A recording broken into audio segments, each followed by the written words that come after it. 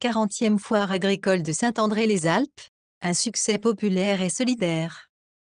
Saint-André-les-Alpes, 20 septembre 2025, sous un soleil radieux et des températures estivales, la 40e édition de la foire agricole de Saint-André-les-Alpes a une nouvelle fois confirmé son statut d'événement incontournable de la région. Dès les premières heures de la matinée, les places de parking se faisaient rares, signe d'un engouement toujours aussi fort pour cette manifestation qui rassemble petits et grands autour des richesses du monde rural.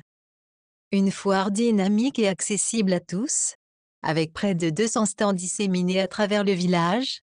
La foire a offert un panorama éclectique de produits locaux, d'artisanat et de spécialités culinaires, satisfaisant toutes les envies et tous les budgets. Bien que le nombre d'exposants soit légèrement inférieur à celui des années précédentes, la diversité des propositions n'a pas déçu les visiteurs, venus en masse de toute la région. Entre fromages fermiers, miels artisanaux, plantes aromatiques et objets d'artisanat, chacun a pu trouver son bonheur.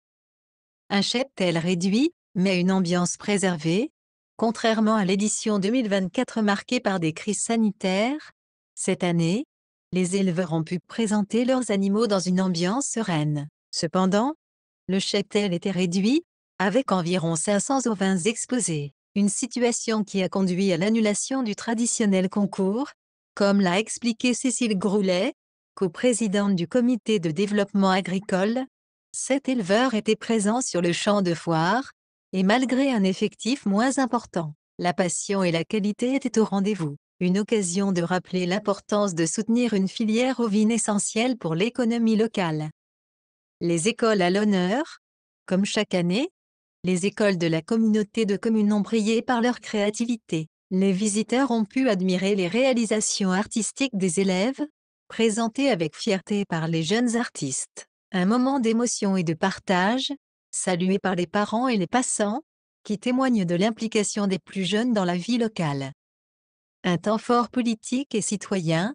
Vers 11 heures, les autorités politiques ont fait leur entrée sur le site de la foire, marquant ainsi leur soutien au monde agricole. Le maire de Saint-André-les-Alpes, Serge Prateau, le président de la communauté de communes Alpes-Provence-Verdon, CCAPV, Maurice Augier, le conseiller départemental Alain Denso, le président de la Chambre d'agriculture Laurent Depied, le sénateur Jean-Yves Roux, le député Christian Girard et le sous-préfet de Castellane, Dominique Sau, ont effectué le traditionnel tour de piste. Pour la deuxième fois, les discours ont été prononcés devant la salle polyvalente, au plus près du public. Un choix audacieux, qui a permis de créer une proximité inédite, malgré le brouhaha ambiant et la proximité du bar extérieur. Les élus ont unanimement salué l'excellente organisation de la foire et son succès populaire croissant. Ils ont également évoqué les défis actuels de la filière agricole, insistant sur la nécessité de trouver des solutions pérennes pour permettre aux agriculteurs, agricultrices, éleveurs et éleveuses de vivre dignement de leur travail. Il est crucial de soutenir ceux qui nourrissent notre territoire et préservent nos pays. Un événement fédérateur et optimiste. Au-delà des enjeux économiques, la foire agricole de Saint-André-les-Alpes reste avant tout un moment de convivialité et de solidarité. Entre dégustations, rencontres et découvertes, elle incarne la vitalité d'un territoire attaché à ses racines et tourné vers l'avenir. C'est un rendez-vous qui nous rappelle que l'agriculture est au cœur de notre identité et de notre avenir commun. Rendez-vous est déjà pris pour l'édition 2026, avec l'espoir de voir grandir encore cette belle aventure collective.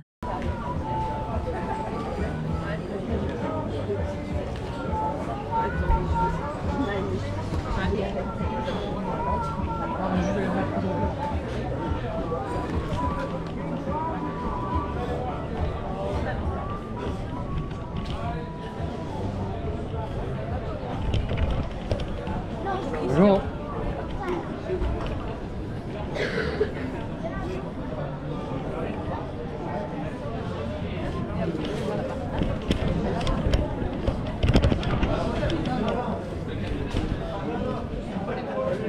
Ça va?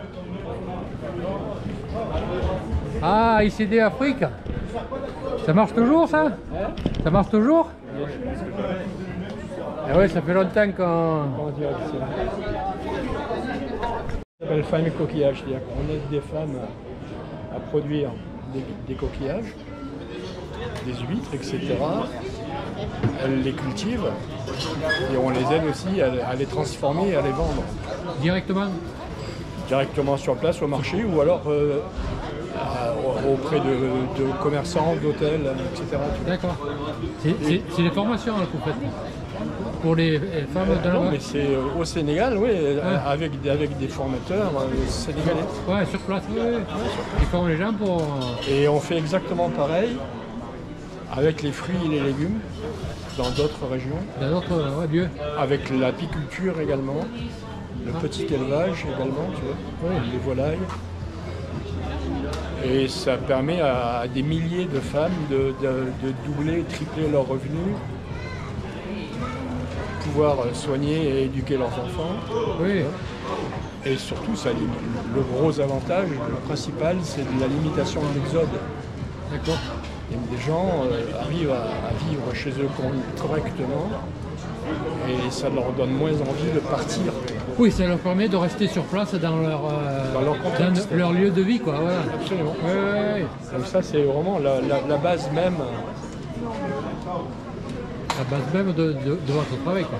du boulot. Ouais, c'est ça, c'est de l'aide au développement. Et l'association, elle existe depuis combien de temps 25 ans Ah oui, qu'on intervient au Sénégal. d'accord. On a commencé en 1996 dans le cadre d'une coopération décentralisée avec des collectivités françaises et sénégalaises. Ouais. D'échange. Et puis allez. Oui. Après, on a